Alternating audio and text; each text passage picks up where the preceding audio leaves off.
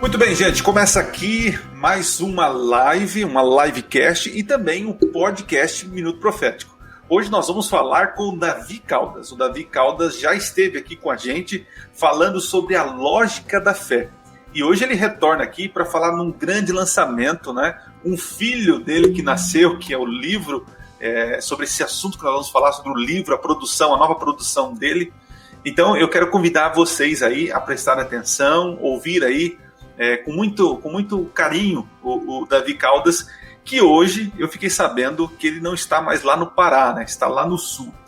Davi, seja bem-vindo ao Minuto Profético, muito bom ter você aqui novamente e obrigado por ter aceitado o convite, né? Nós vamos falar hoje de um assunto muito importante sobre Ellen White e a sola escritura, um tema muito comum entre os protestantes. Mas diga aí, amigão, você não está no Pará? Onde você está? As suas andanças aí. Primeiramente, eu agradeço por mais um convite, né? Muito bom estar aqui de volta.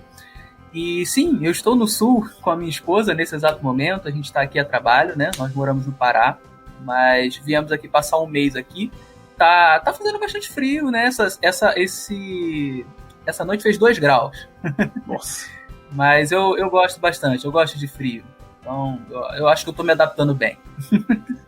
Gente, o Davi, ele é formado em jornalismo, né, Davi? Mas ele é um cara que se aventura em vários lugares, inclusive na teologia. Então ele tem uma bagagem aqui para poder falar sobre o assunto. E agora, né, escritor. E nós vamos falar muito aí sobre o seu livro. Mas, cara, no Sul aí, eu também peguei 2 graus. Eu peguei lá em Cascavel, quando eu morava lá. E eu dava aula para o colégio adventista de lá, né? E eu lembro que nesse dia de aula foi uma cena muito engraçada, porque eu vi as pessoas chegando para entrar na escola, né? Como chama? Manta, né? Manta. E eu achava, eu ficava admirado, porque do interior de São Paulo, onde eu nasci, frio para nós, quando dá 10 graus, nossa, tá caindo o mundo, né? Mas nunca a ponto de ver crianças indo para a escola de manta, né? Aquele cobertor, né? É uma cena até estranha aí. Mas eu gosto do frio, Tá gostando então aí, né? Do frio, né? Eu tô gostando. Minha esposa, nem tanto. Até um pouco mais... Porque assim, eu sou do Rio de Janeiro. Então assim, o Rio de Janeiro, embora faça muito calor, mas tem um invernozinho lá. Então assim, eu já cheguei a pegar 16 graus, 15 graus. Em algumas cidades serranas chega a fazer 12 às vezes. Agora no Pará, 23 graus para eles já é frio. Porque não faz menos que isso. Eu conheço Nova Friburgo, então, trabalhei lá também. Lá é um friozinho, né? Rio de Janeiro é frio. Faz um friozinho. Região serrana. Sim, porque é região serrana. Então tá, Davi, eu chamei você aqui para a gente trocar uma ideia, desde já agradeço, né, você ter aceito o nosso convite. O Davi já esteve aqui, né, gravamos o podcast número 13, falando sobre a lógica da fé. É possível um cristão, um crente, ter razão ou ter... a fé tem lógica, né, ou é apenas um fideísmo? Então confere lá no podcast número 13, tá? Eu vou deixar o link aqui na descrição desse vídeo. Davi, nós protestantes, nós temos aí algumas premissas que nós temos como regra de fé. Temos a palavra de Deus, né? E dentre Martinho Lutero, né, que foi expoente aí no protestantismo para romper a reforma protestante, né? Quer dizer, romper do catolicismo, né? Foi desenvolvendo algumas crenças, né? O que nós chamamos das 5 solas. E a primeira sola é a sola escritura. Então, os protestantes em geral, eles creem que a única regra de fé é a Bíblia Sagrada. Ok. Mas, Davi, nós adventistas, que somos protestantes e ainda cremos que somos restauracionistas, né? Que estamos aí restaurando verdades que foram jogadas por terra, nós somos até mal compreendidos, né? Porque nós temos dentre as nossas doutrinas, nossas crenças, o dom de profecia, que nós cremos que Ellen White recebeu esse dom profético. E ela recebeu e escreveu vários livros, né? Eu só vou apresentar aqui para quem está assistindo, ó. Tem esse livro, Ellen White e o seu impacto hoje, né? Eu tenho aqui a enciclopédia Ellen White. Olha a grossura desse negócio aqui, né? Então, isso aqui falando sobre a vida dela, né? Aí tem aqui Ellen White, uma mulher de visão. Olha o tamanho do chumaço de livro, né? E tem um que eu estudei na faculdade, que é a Mensageira do Senhor. Então, assim, os adventistas usam do material de Ellen White. E muitos nos acusam o seguinte, que nós usamos Ellen White como segunda Bíblia. Como, cara? Né? E você vai nos ajudar por causa que você escreveu o livro e está fresquinho na cabeça aí. Como entender, como aceitar ser adventista, ser protestante, crer em sola escritura, mas ter Ellen White? Como funciona esse negócio aí, cara? Vamos lá, né? Então, em primeiro lugar, é importante a gente destacar, ou melhor, a gente definir o que é o sola escritura, né? Tem pessoas que não sabem ou que não estão muito acostumadas, até porque é um nome diferente, né? Sola escritura, o que é isso, né? Nem em português é. Mas, enfim, o sola escritura significa somente a escritura, ou apenas a escritura, ou só a escritura, né? Se referindo à Bíblia Sagrada, né? Mas o que significa isso? Significa que a Bíblia é a única regra de fé, prática e doutrina, certo? Então, tudo aquilo que é fé no sentido básico, né, no sentido fundamental da fé cristã, tudo aquilo que é prática no sentido de imposição, você precisa fazer, ou no sentido de proibição, você não pode fazer, e tudo aquilo que é doutrinário, né, ou seja, referente a pontos fundamentais, né, da fé e da prática cristã, tudo isso precisa estar baseado na Bíblia, ancorado na Bíblia, precisa fluir da Bíblia Sagrada, né? Então, o sola escritura nada mais é do que essa ideia de que se não está baseado na Bíblia, não pode ser uma doutrina, não pode ser uma prática imposta, não pode ser uma fé básica, certo? Então, isso é o sola escritura. Nós protestantes acreditamos que o sola escritura ele não foi criado por Lutero ou criado pelos protestantes, criado pelos reformadores.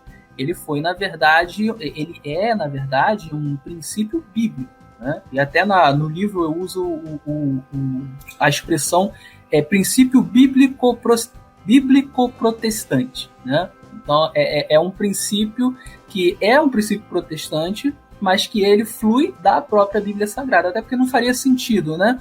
Se o próprio princípio diz que as doutrinas precisam vir da Bíblia, então não faria sentido se o próprio princípio do sola escritura não fosse encontrado na Bíblia, né? Então isso aí é algo que eu também demonstro no livro, até porque os católicos eles fazem essa crítica aos protestantes. Eles dizem assim, olha, esse princípio de vocês não pode ser encontrado na própria Bíblia. Então é um tiro no pé. E aí eu mostro no livro que sim, esse princípio ele é encontrado na própria Bíblia, tem fundamento bíblico, certo?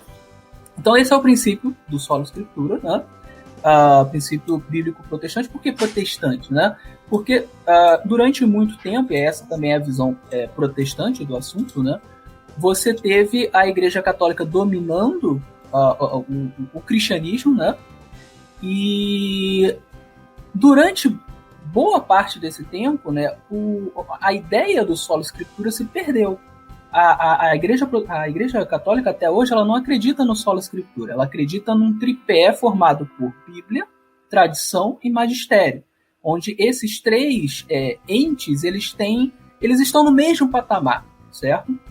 Então isso significa que para um católico uma doutrina não precisa surgir necessariamente da Bíblia. Uma doutrina não existir na Bíblia, ela pode estar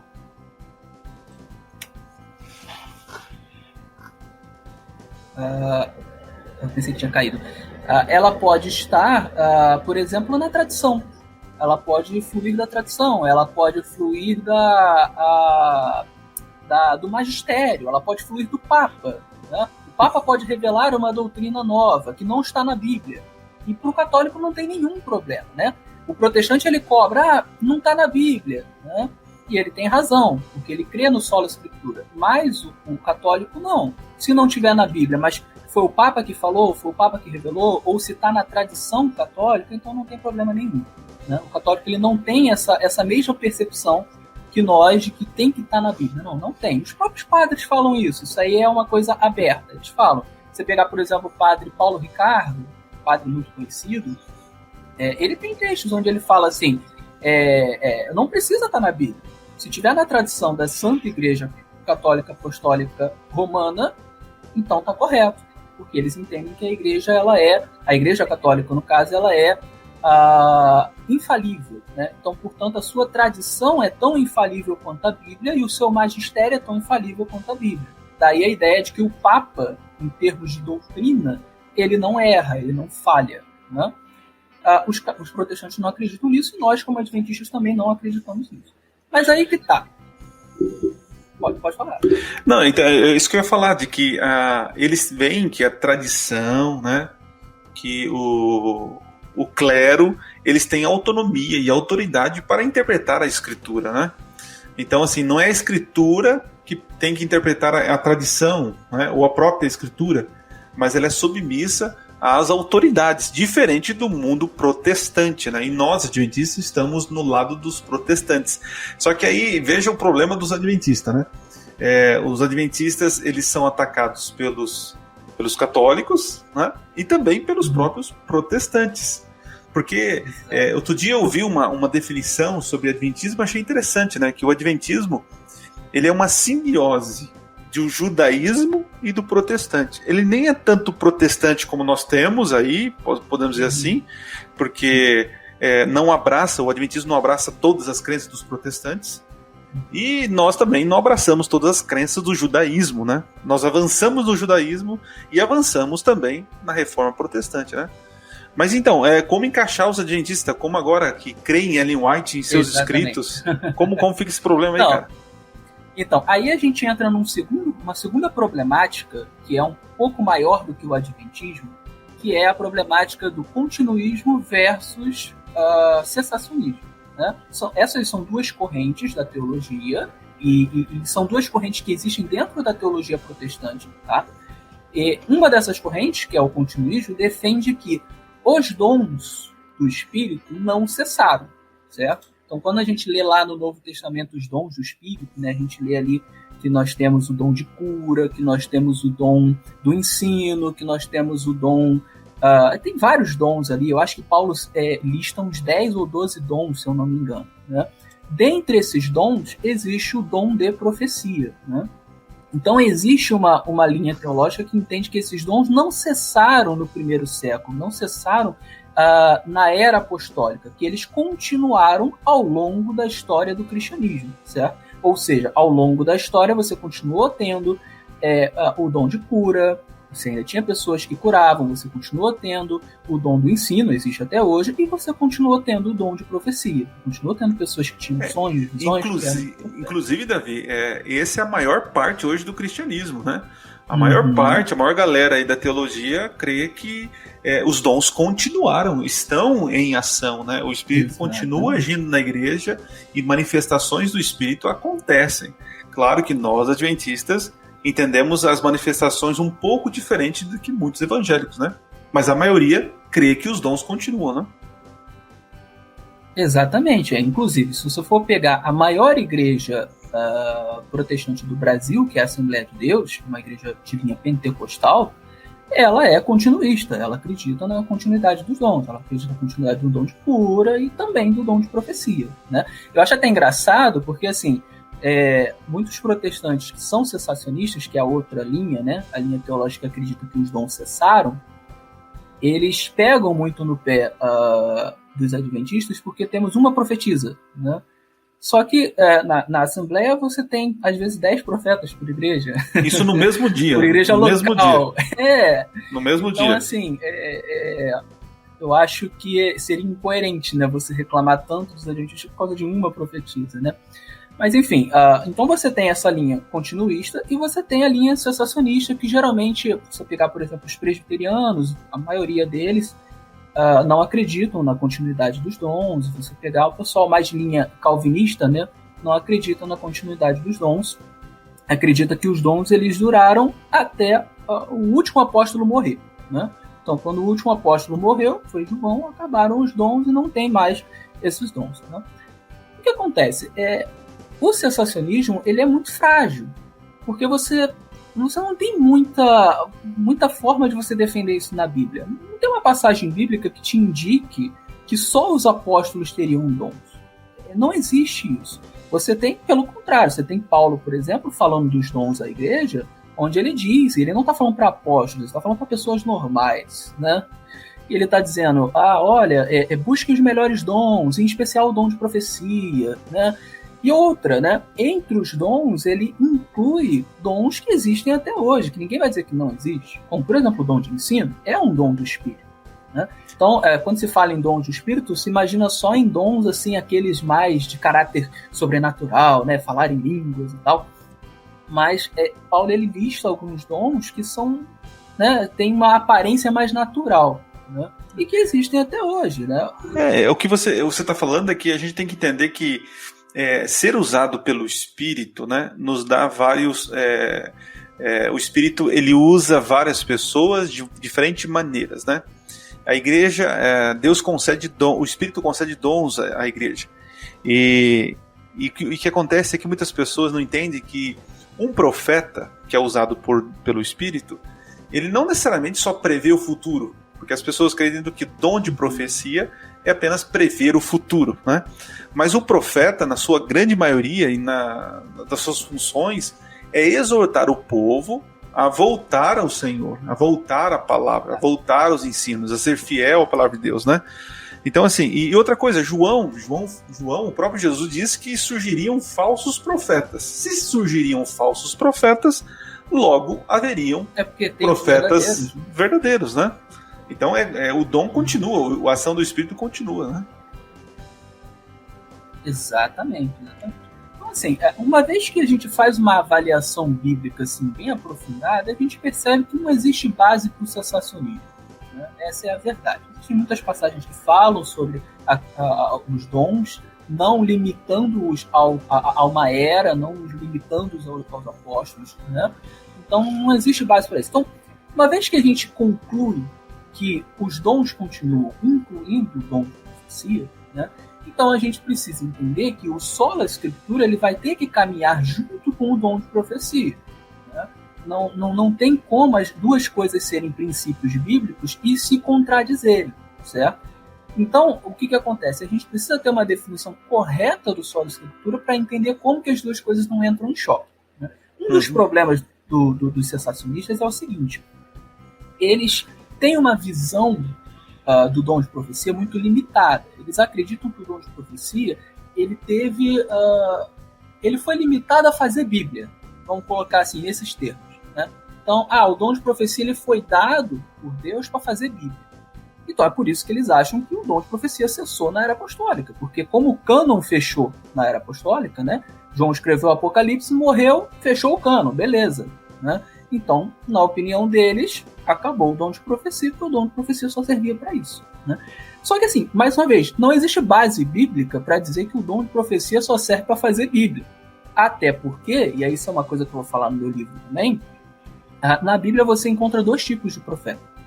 Profetas que você pode chamar de canônicos, que são aqueles que produziram algum livro da Bíblia, ou alguma parte da Bíblia, tá? Alguma carta, alguma coisa. Então você vai pegar aí Isaías, Jeremias, Daniel, Obadias, Oséias, você vai pegar o pessoal do Novo Testamento, Paulo, todos esses são profetas ou escritores canônicos. Eles ajudaram a escrever o cânon.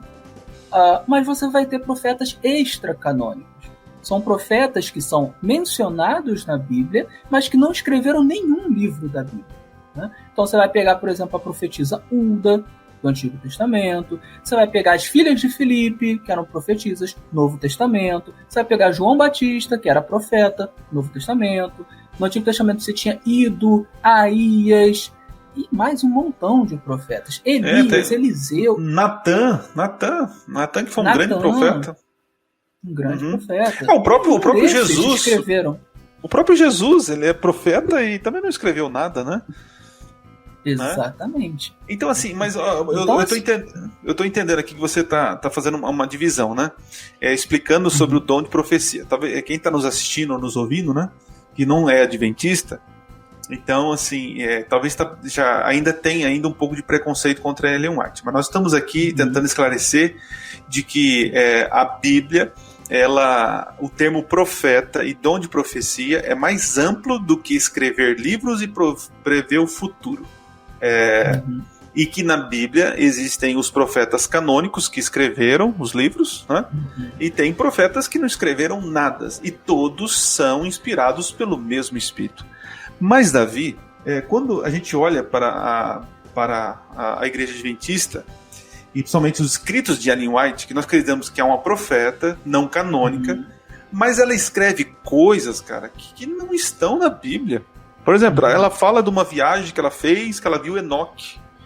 Ela vê crianças voando com asas, e ela escreve cada coisa que a gente fala assim, mas não está na Bíblia, de onde tirou essa mulher? Então, ela está acrescentando a Bíblia, ela está trazendo novas doutrinas. Como entender isso aí, cara? Que ela está indo além do que está escrito. Como entender isso? Como sair dessa? Uma ótima pergunta essa, ótima pergunta. Bom, vamos lá. O que a gente precisa entender primeiro, vamos lá, 2 pontos. Primeiro, profetas, eles têm visões, sejam canônicos ou não, certo? Então você vai ter, por exemplo, um profeta no Novo Testamento, me ajuda a lembrar o nome dele que agora me escapou, mas é um profeta que ele previu grande fome na Judéia. O Ágabo. Ágabo. O Ágabo, a palavra diz que ele era profeta. Ele teve uma visão ou uma inspiração, algo do tipo, e disse assim, olha, vai ter grande fome na Judéia. Né? E realmente teve. O pessoal se preparou para a fome por causa disso. Mas veja bem, o que quer que ele tenha visto ou sentido, o que quer que o Espírito Santo tenha dito para ele, não estava na Bíblia hebraica. Não estava nas Escrituras, certo? Ele viu alguma coisa nova. Né? Ágabo não foi alguém que escreveu um livro canônico. Ele não era um profeta canônico, ele era um profeta extra-canônico. Não tem o livro de Ágabo, não tem as visões de Ágabo na Bíblia, não tem.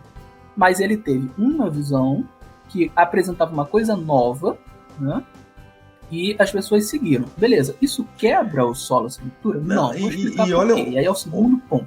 E outro detalhe, não foi qualquer um que seguiu os conselhos dele. O próprio apóstolo Paulo, ele falou para Paulo, olha, eu vi, Paulo, vai acontecer isso. E o Paulo... Foram 2 visões que ele teve. Isso, Então, assim, não foi qualquer um. Né? Ele não tem Bíblia, igual você falou, né? Não tem nenhum registro, não entrou no cânon sagrado, mas é um baita de um profeta, né? Usado por Deus. Exatamente. E aí entra o segundo ponto, que eu acho que esse aqui é o primordial e é o que as pessoas confundem muito. Veja bem, sola escritura não significa que absolutamente tudo precisa estar na Bíblia, tá? Existe uma diferenciação aqui que é entre doutrina, ou informação doutrinária, a gente pode chamar assim, e informação pura e simples, informação não doutrinária, certo? Então vamos chamar aqui de doutrina e informação, certo? O que é doutrina? Doutrina são crenças e práticas fundamentais, certo? Então, por exemplo, vamos pegar aqui crenças sobre a natureza e o caráter de Deus. Elas são fundamentais. Por exemplo, Deus é bom. É fundamental isso. Deus é santo. Deus é justo. Deus é onisciente, onipresente, onipotente. Ele é único. É fundamental. Então, isso aqui é doutrina, certo? A salvação é pela graça mediante a fé. É fundamental isso, né? Então, o homem é pecador. Jesus é o nosso Salvador, e por aí vai, né? Ou questões práticas, né? Não devemos matar, não devemos roubar, né? Devemos honrar pai e mãe. Então tudo isso aqui a gente pode caracterizar como doutrina. São coisas básicas para a fé cristã. Doutrina, você está dizendo que doutrina é algo que normatiza a fé cristã, né? É aquilo que põe regra, né? Então doutrina é aquilo que vai normatizar a vida do crente, do crente, aquilo que ele pode e não pode, e aquilo que ele deve e aquilo que não deve fazer, né? Isso é doutrina, né? Exatamente, isso é doutrina. Isso é doutrina. E também há questões relacionadas a crenças que são básicas também, que às vezes nem geram alguma prática em si, mas que são básicas, como por exemplo, como eu falei, a ideia de que Deus é amor, por exemplo, né? E por aí vai, né? Então são normativas, são normas, né? Agora existem as informações. Por exemplo, Paulo foi decapitado. Está na Bíblia? Não, Você pode procurar de capa a capa, você não vai achar. Mas ele foi decapitado, pelo menos é o que a história diz, certo? É o que a tradição diz. É bem provável que ele tenha sido, né?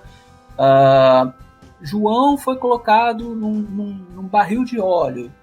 Também a tradição diz, mas não está na Bíblia. Mas a maioria dos cristãos acredita, né? Pedro foi crucificado de cabeça para baixo. Também está na tradição, está na história, mas não está na Bíblia. Mas a maioria dos cristãos acredita. E por aí vai. Tem um monte de crenças que a gente tem que são de caráter, né, informacional, são de caráter não doutrinário. Por exemplo, trindade. O termo trindade nós criamos como doutrina, mas não aparece na Bíblia, né? Né? Exatamente. Não, questões de termos também, né? Você não vai encontrar.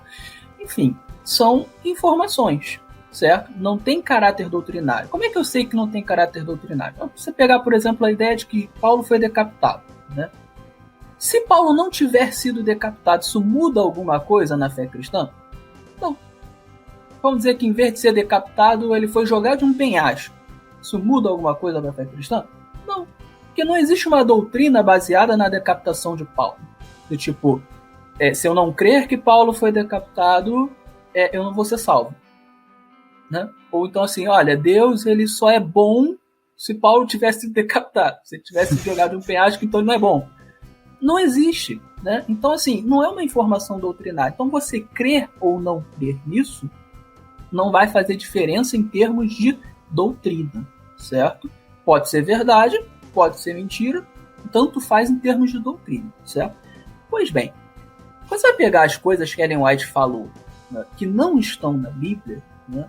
A maioria dos exemplos que as pessoas trazem são de coisas que não são doutrina.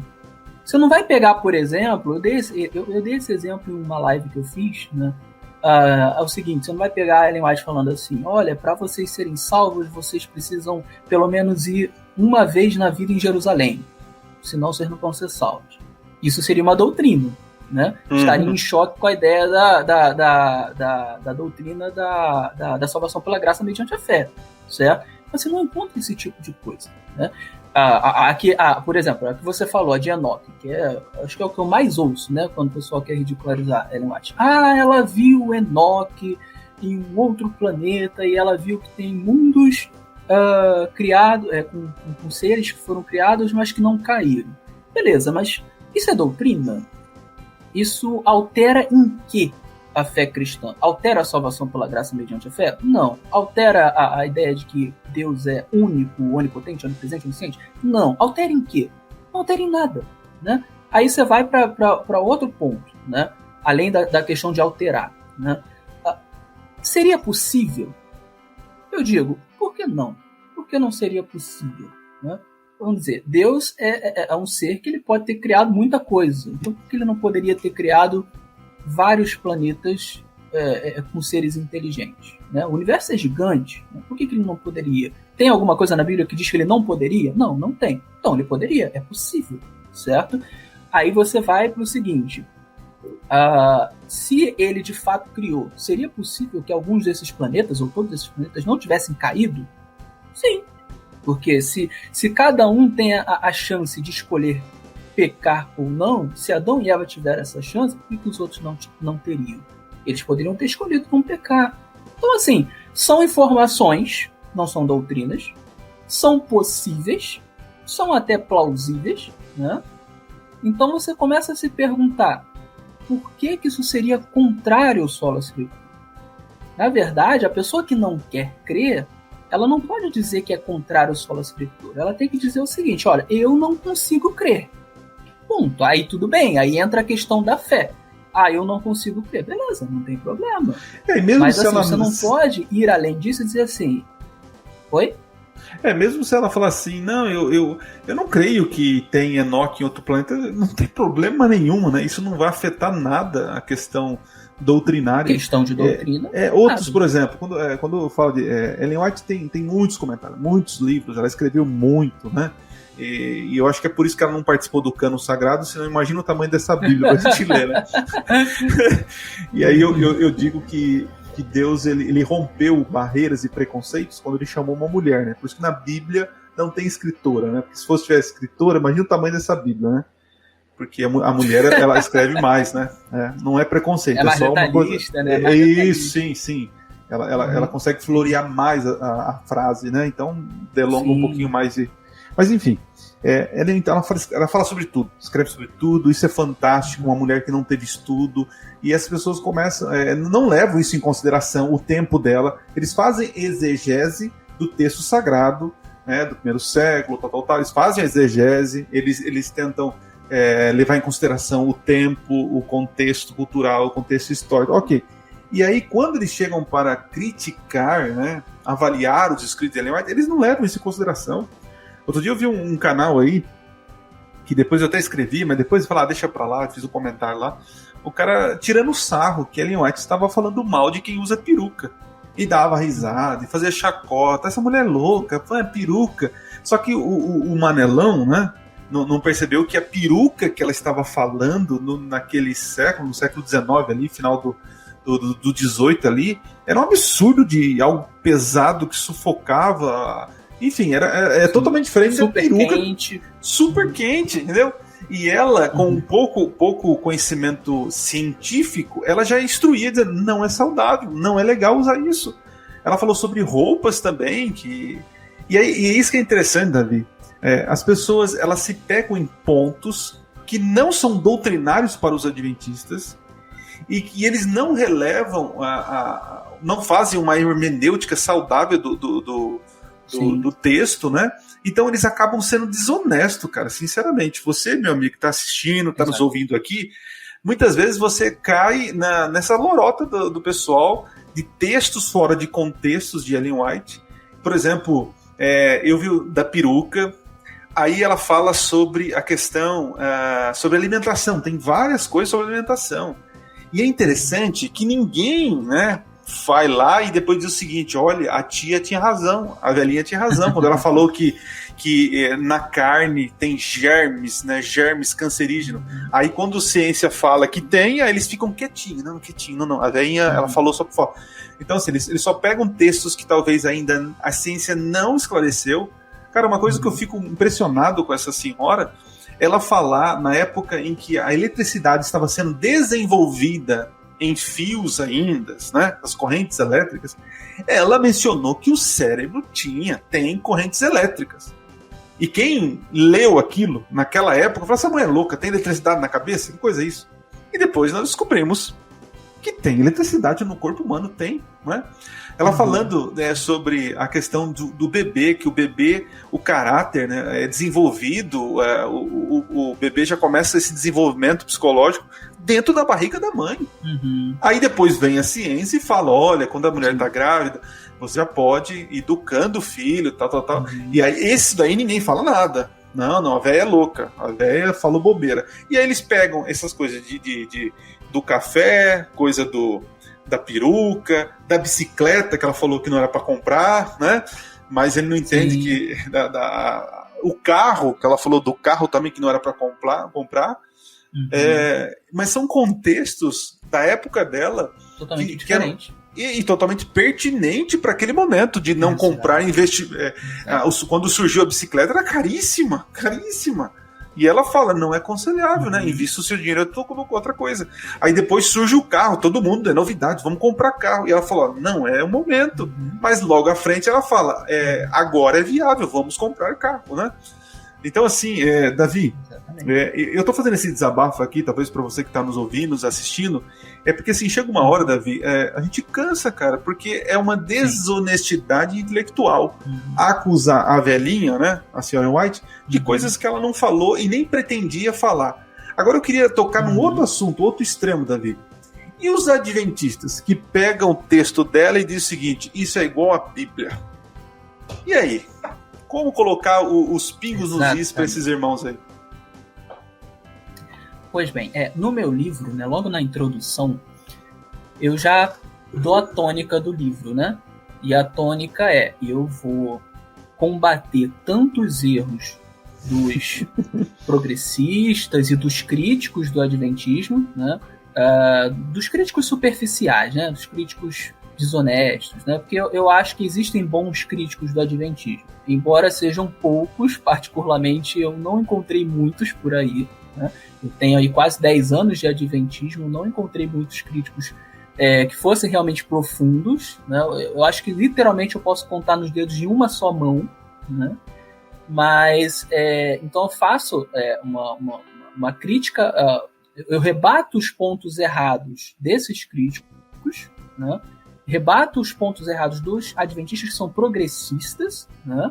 Mas eu também rebato os pontos errados dos que eu chamo de tradicionalistas ou fundamentalistas, né? Os adventistas que fazem isso que você falou, colocam Ellen White no mesmo patamar da Bíblia ou às vezes até acima, embora eles não digam isso, né? Mas na prática é o que muitas vezes eles fazem, né? E como é que se faz isso, né? Porque geralmente o cara que faz isso, o adventista que faz isso, ele não reconhece o que está fazendo, né? Ele diz assim, não, eu estou colocando Ellen White no mesmo patamar da Bíblia. Ele não fala isso, porque ele não poderia falar, né? É contra a doutrina, é contra o que a própria Ellen White dizia, né?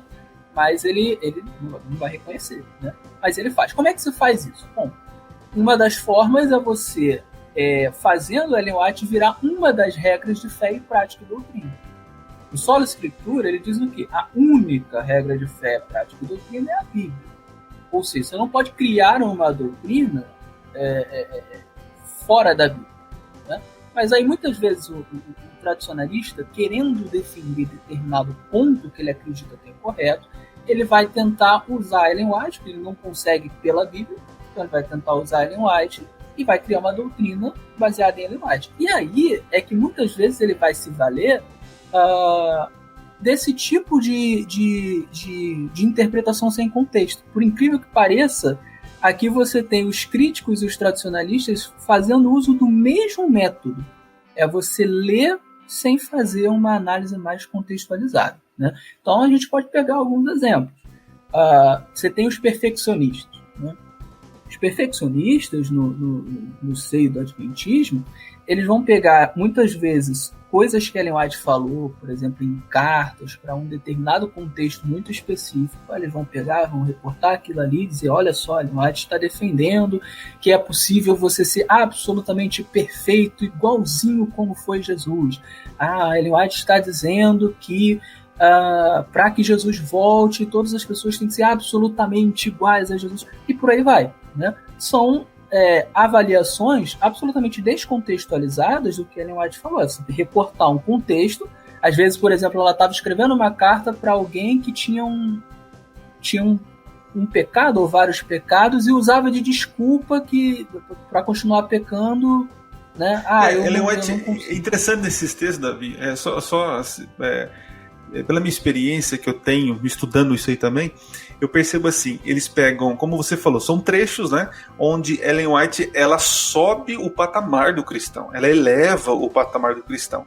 Só que quando você pega todo o escrito dela, você vê que tem coerência, tem como nós falamos, lágrimas nas palavras, tem amor, tem brandura, né? E em certos momentos ela eleva o padrão.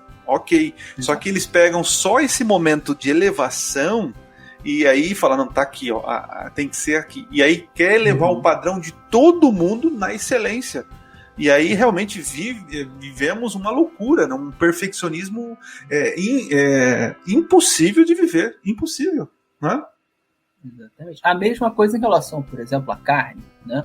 Se você separar textos dela onde ela fala mal da carne e ficar só com esses textos, a impressão que você tem é que ela está dizendo que comer carne é pecado e acabou. O problema é que a Bíblia não diz isso. O problema é que a Bíblia você vai ter Jesus comendo peixe, né? Deus lá com Abraão comendo carne. Você vai ter os discípulos comendo peixe, comendo carne. Então, assim, a Bíblia não diz que comer carne é pecado, né? Então você não pode dizer que Ellen White está dizendo isso. Então, né? Deixa eu aproveitar isso. Deixa eu aproveitar isso. Eu estou te interrompendo aqui. Porque, não, assim, eu passei recentemente aqui, Davi, no meu distrito, eu passei um probleminha parecido, né? Existe um texto no Conselho sobre Regime Alimentar que, para mim, não foi um bom livro. Porque são recortes de momentos em que ela eleva o padrão da alimentação lá em cima, né? E aí fica um livro de alto nível né, de alimentação, que realmente é um livro bom na questão de conhecimento, mas são recortes, como nós estamos falando aqui, né, de vários contextos, né? E aí tem um texto que ela fala lá, que diz o seguinte, né, muitos que hoje são poucos convertidos em relação ao comer carne, abandonarão os caminhos do Senhor para nunca mais voltar, né? E aí a pessoa vem trazer para mim, tá vendo, pastor? Ellen White é uma revelação progressiva. Olha a ideia. Ellen White é uma revelação progressiva. Ela está dizendo que hoje o povo dos últimos dias não pode comer carne, porque comer carne é pecado e quem come carne vai abandonar as fileiras dos santos. Aí eu falei, irmão, vamos entender o texto, a frase. Você está lendo a frase, mas interpretando você está lendo uma coisa e pensando outra. O texto diz muitos, então não diz todos. Muitos que são poucos, muitos que não são convertidos em relação ao comer carne. Ela não está dizendo. Ela diz meio convertidos. Isso, meio convertidos. Ela poderia ter falado assim, aqueles que comem carne. Mas ela fala, aqueles que são meio convertidos. Então, o que é uma pessoa convertida? É um pecador que aceitou Jesus, entendeu que é pecador e precisa da salvação. Mas esse pecador que se converte, ele continua pecando? Infelizmente, cai em pecado.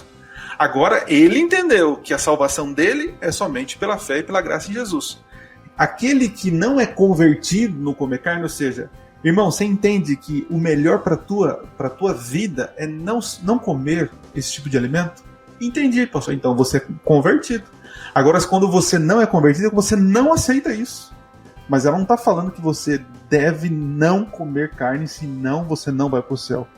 Então, esse texto, as pessoas leem coisas que ela não está falando isso, né? E ela não pode ir contra a Bíblia. Porque a Bíblia não tem uma norma, uma regra de fé que diz assim, comer carne é pecado. Então, logo, ela não é normativa, né? Ellen White, os escritos de Ellen White não são normas e regras de fé para os cristãos. Mas ele, como diz o pastor Tim, né? Ele diz que os escritos eles são GPS nos últimos dias, que nos ajudam, né? Nos guiando, né? Então eu entendo isso, né? A gente não pode colocar em pé de igualdade. É Bíblia acima e os escritos embaixo, submetido à Bíblia, né? Não, e assim, essa discussão é muito interessante. Tem uma seção do meu livro que eu falo sobre isso, né? E eu explico também esse texto, né? Tem muita coisa nesse texto, né? Além dessa questão de que ela não fala todos, ela fala muitos, né? Uhum. E muitos não precisa ser nem mais da metade, né? Você pegar 20% é muitos, né? Uhum. É muita gente, né? Além disso, ela escreve isso em uma carta. Assim, aquilo que é retirado de carta, a gente precisa ir na carta para ler o todo, para você entender o que ela disse antes, o que ela disse depois, para quem ela escreveu aquilo, em qual contexto, qual era o tempo, o que motivou, certo? Quando você faz essa análise, você percebe o seguinte, aquela carta ali, ela estava falando sobre um problema que estava ocorrendo na igreja, que era o seguinte, um médico chamado Kellogg, que foi um grande líder da igreja adventista antes de se apostatar, né? Ele era um cara que ele lutava muito pela reforma da saúde. E ele era um missionário de primeira. Né? Um cara que trabalhava muito pelo evangelho e que evangelizava muito também pela via do caminho da saúde. Né? Então era um cara que estava trabalhando, que estava fazendo o que era correto, pelo menos antes de se apostatar. Né? Só que existiam pessoas que não gostavam dele. Essas pessoas que não gostavam dele, não gostavam do trabalho dele, se opunham a tudo que ele falava, mas só porque era ele que estava falando, entendeu? Então, era assim que funcionava. Então, tudo eles colocavam defeito. Você é pastor, você conhece gente que é assim, né? Tudo quer botar defeito. É guerrinha política, né? Guerrinha política, exatamente. não é coisa nova, não. Coisas. Tudo queria botar defeito. Exato. E essas pessoas que tudo queriam botar defeito no Kellogg, elas não faziam tanto que o Kellogg fazia. Eram aquelas pessoas que criticavam sentada no banco, né? E eram essas pessoas que eram meio convertidas. E se você ler a carta toda, você percebe que é dessas pessoas que Ellen White está falando. Ou seja, era uma coisa muito focalizada. E aí ela pega e fala, olha, essas pessoas aí, ela dá uma bronca, ela não fala só disso. Ela fala assim, olha, vocês estão criticando, mas vocês podiam estar fazendo missões, vocês podiam estar fazendo não sei o que, vocês não fazem nada. né? Então ela está dando uma bronca muito ampla sobre diversos assuntos. Então, no fim das contas, essas pessoas não eram só meio convertidas na questão da carne, elas eram meio convertidas em tudo, certo? Ela cita a questão da carne porque esse era o cargo-chefe do Kellogg. O Kellogg lidava com essa questão da reforma de saúde e recebia a oposição dessas pessoas, né? Então, o que acontece? Você não tem como transferir esse texto para hoje da mesma forma como ele foi aplicado naquela época, né? Você precisa entender o contexto. Mas existe como é que se diz? Um princípio por trás? Claro que existe. E é aqui que está o ponto. Quando a gente faz uma análise contextual, a gente precisa entender que aplicação é uma coisa, princípio é outra. Os princípios, eles são imutáveis. Eles não mudam. As aplicações, elas mudam de acordo com o contexto, certo? Então, peguemos, por exemplo, a questão da bicicleta. Quando Ellen White falou, pessoal, não comprem bicicleta, isso foi num livro Testemunhos, volume 9, tá? Se você ler o texto todo, você entende. Ela estava falando da motivação do pessoal, que queria comprar porque era moda, né? Ela estava falando que o pessoal queria comprar para disputar com o outro. Então tinha aquela coisa tipo assim, eu tenho uma bicicleta, ostentação, né? Queria comprar para ficar fazendo disputa, né? E pelo contexto histórico você vê que era caro, era muito caro, né? Na enciclopédia White, não lembro se é na enciclopédia White ou se é em um artigo de uma das pessoas que escreve a enciclopédia White, eu não lembro agora, mas existe ali uma avaliação de quanto seria o valor de uma bicicleta na época, e era mais ou menos a metade do que é o preço de um carro hoje. Então você imagina, você gastar a metade do preço de um carro, né, comparativamente falando, simplesmente para você ostentar que tem, para você disputar com os outros, né, não está correto isso. Isso aqui, então quer dizer, ela fez uma aplicação de um princípio. Qual era o princípio? Não devemos ostentar, não devemos comprar as coisas só por causa de moda, quando não há necessidade. Não devemos gastar um dinheirão em algo que não é necessário, né? São princípios que estão na Bíblia. Você encontra isso na Bíblia. Boa administração, né? Desapego das coisas materiais. Você encontra na Bíblia. Então o que ela fez? Ela pegou um princípio bíblico e aplicou em uma situação. Beleza. Então assim, o princípio é imutável. Você consegue transferir o princípio para hoje. Você pegar, por exemplo, sei lá, eu quero comprar o iPhone da última geração. O que saiu ontem. Tá, sei lá, R$5.000 aqui no Brasil. Pergunta, eu preciso disso? Ou eu tô comprando isso só porque eu quero estar na moda, porque eu quero ter o melhor, porque eu quero dizer para os outros que eu tenho, né? Será que não dá para você comprar um celular melhor? Não tem um celular, sei lá, de repente de R$700, 600, 500, que vai cumprir a mesma função? Um celular bom que cumpre a mesma função? Você não pode esperar o iPhone ficar mais barato? Ô Davi, eu vejo assim que realmente nós temos que analisar, né, o contexto, ter calma em tomar conclusões, né? Eu lembro uma vez que eu estava conversando com uma irmã e ela leva bem a sério os escritos de Ellen White, né? E aí eu fiz um comentário. E esse comentário, ela falou assim, mas quem disse isso? Aí eu falei, o pastor fulano de tal. E sabe o que ela falou? Falou, não, ele come carne, não devo confiar nele. E aquilo me chocou, sabe? Eu nem era pastor na época, eu era nem estudante de teologia ainda. Eu falei, mas como assim? Ele é pastor, mas não posso confiar nele, ele come carne. E aí passaram-se anos, né? E eu me deparei com um texto que Ellen White fala sobre para a gente não confiar, para não... pastores que comem carne não devem ser sustentados com o dízimo. Eu falei, nossa, que texto forte, né? Aí eu fui estudar o contexto, como você falou, né? E interessante que ela está falando de um grupo de pastores que eram sustentados pela obra, mas que eram rebeldes contra a reforma de saúde, né? Sobre o que já havia sido esclarecido sobre a saúde, o cuidado, né? E esses pastores aí, eles não aceitavam, não só a questão de carne, mas a questão de fumo e tantas outras coisas. E aí ela fala, mas ela está falando desses pastores que eram rebeldes contra a reforma de saúde. Então, assim, e eu vejo muitas pessoas hoje vivendo um cristianismo chato, um cristianismo, um adventismo, né, pesado, sem alegria, do não pode, porque falta para eles entendimento, né, de contexto, do todo, né? Assim como aqueles lá fora que não são adventistas pegam textos fora de contexto, né, e nos acusam de hereges, de legalistas e tantas outras coisas. Dentro do seio da igreja, infelizmente, muitos ainda não conseguem compreender ou estudar esse tema tão relevante que é o dom de profecia, né? Porque o dom de profecia para nós, os escritos de Ellen White, são escritos proféticos para o povo remanescente, são importantes e devem ser levados a sério. E claro, nós precisamos ter uma compreensão clara. E parabéns para você, Davi, que está com esse livro, mais um material.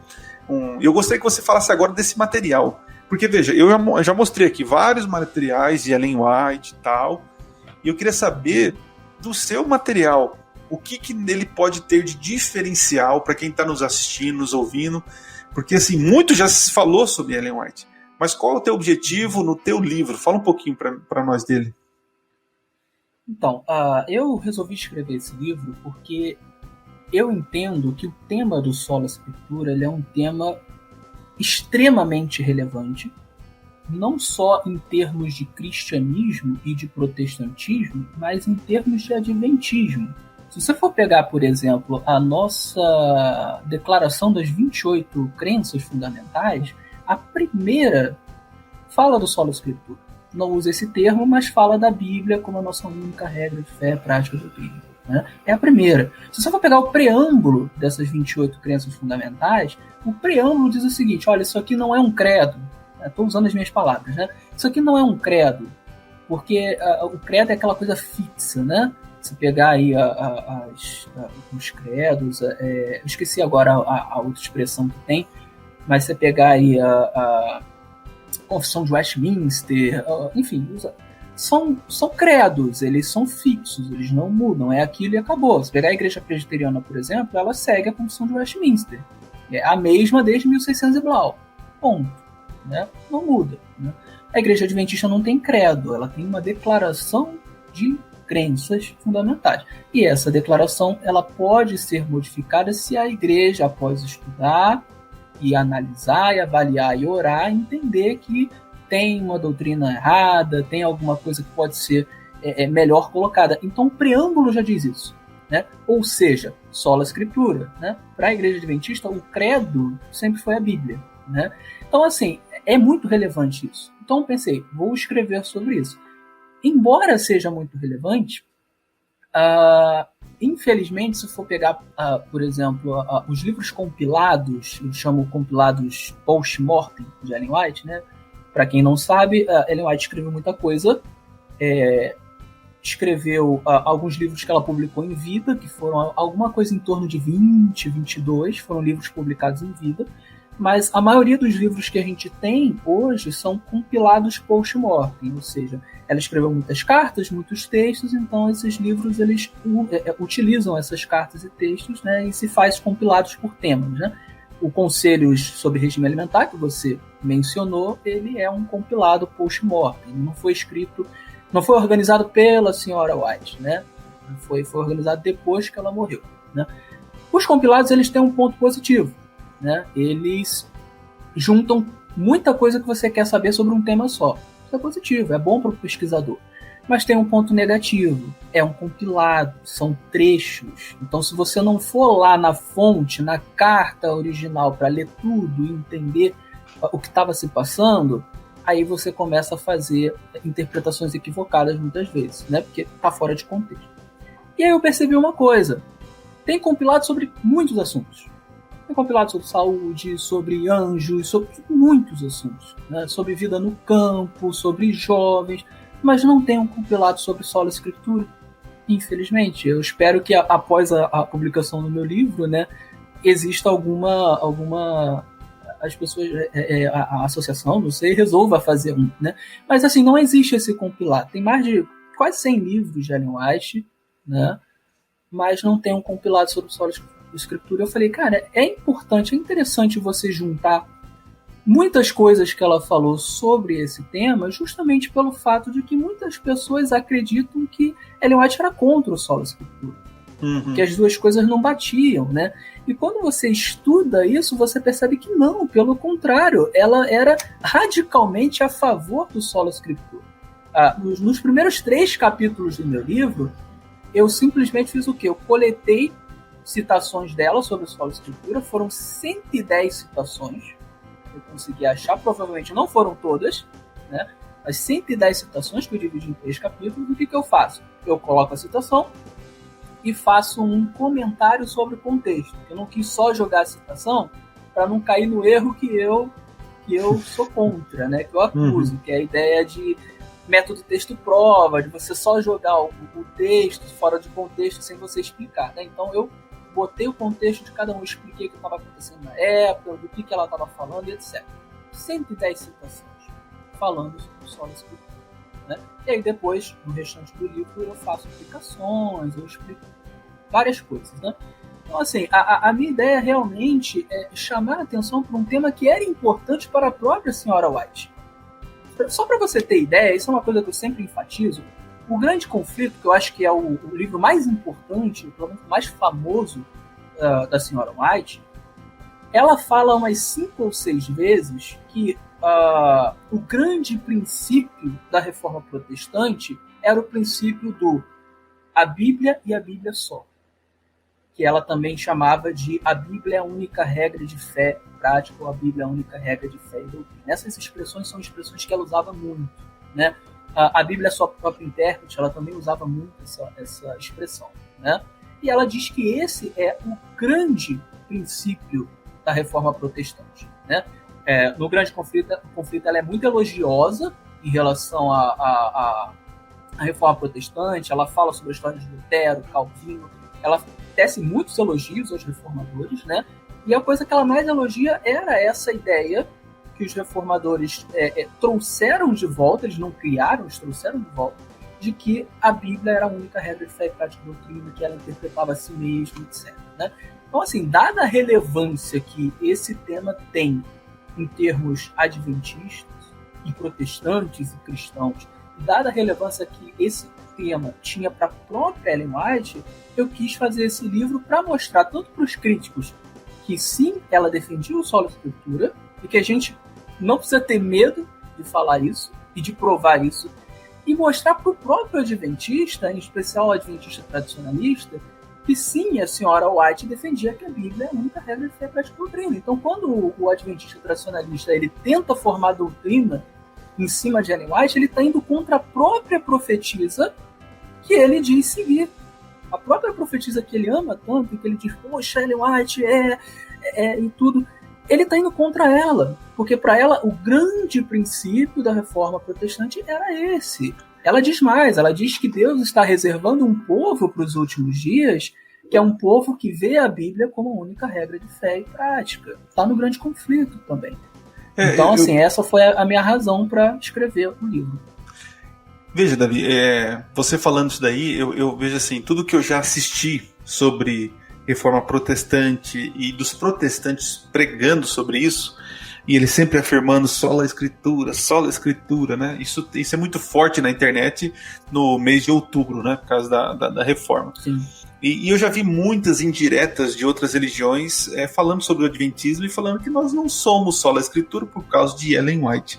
Então o seu livro é uma excelente contribuição tanto para os críticos não adventistas e também os críticos dentro da igreja que acusam a igreja de não levar a sério os escritos de Ellen White. Pelo contrário, nós levamos tanto a sério que estamos colocando ela no lugar dela, como ela sempre disse, né? Que as pessoas chegavam, mas o que a senhora pensa sobre isso, irmã? E eu falo, não fica me usando como intérprete. A Bíblia e somente a Bíblia, né?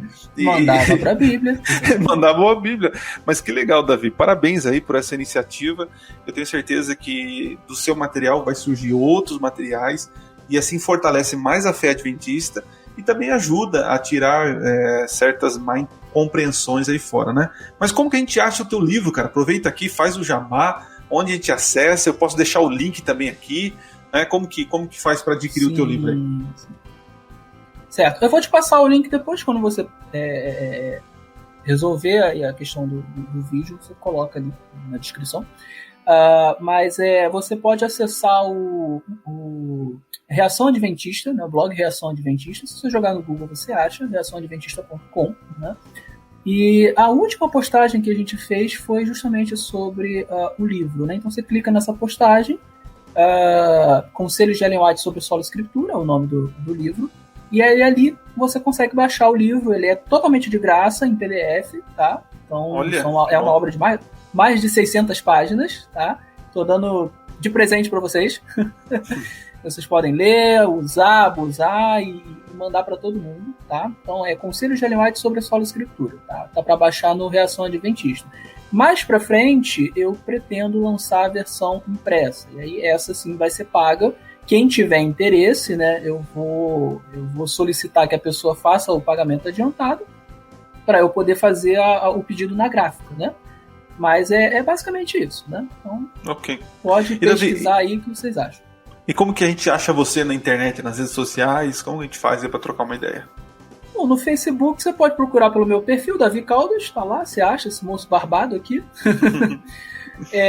Eu escrevo por Reação Adventista. O Reação Adventista, ele tem blog, ele tem perfil no Facebook, ele tem página no Instagram, ele tem canal no YouTube. O canal no YouTube tá um pouquinho parado, a gente... acho que a live de apresentação tá lá. Mas eu não tenho tido muito tempo para gravar muito vídeo. Mas tá lá, segue lá, que de vez em quando eu jogo alguma coisa. Reação Adventista. Qualquer lugar que você jogar Reação Adventista, você acha lá o Davi Caldas. Gente, o Reação Adventista é um trabalho aí para-eclesiástico, né? Não tem subsídio da igreja, é um trabalho que eles fazem voluntário, é um trabalho excelente. Nenhum. Tomara a Deus que surjam outros ministérios como o deles, né? Ele e mais outros amigos aí que fazem parte aí desse ministério fantástico, né? Davi, quero agradecer você, né? Primeiro aí, por você ter aceito o nosso convite mais uma vez, né? E agora nós teremos aí a nossa livecast, também o podcast. E também quero agradecer você por estar usando os seus dons e talentos, né? Para escrever aí, para propagar a verdade. Eu posso usar porque eu sou continuista. É isso, é verdade. Eu acredito na continuidade dos dons, então eu posso usar. Não, graças a Deus. Davi, obrigado, cara. Deus te abençoe. E já fica o convite aqui para um próximo episódio, para você voltar aqui e falar, quem sabe, do seu novo, outro livro, outro filho aí que você vai ter aí. Amém. Em nome de Jesus. Tá certo? Eu recebo. Então tá bom. Um abraço, amigão. Deus te abençoe. Continue te usando poderosamente. Você, né, a tua esposa aí, e que no sul aí vocês não sintam tanto frio aí. Se sintam bem por aí, tá bom? Tá bem. Um abração. Fica com Deus. Valeu, amigão.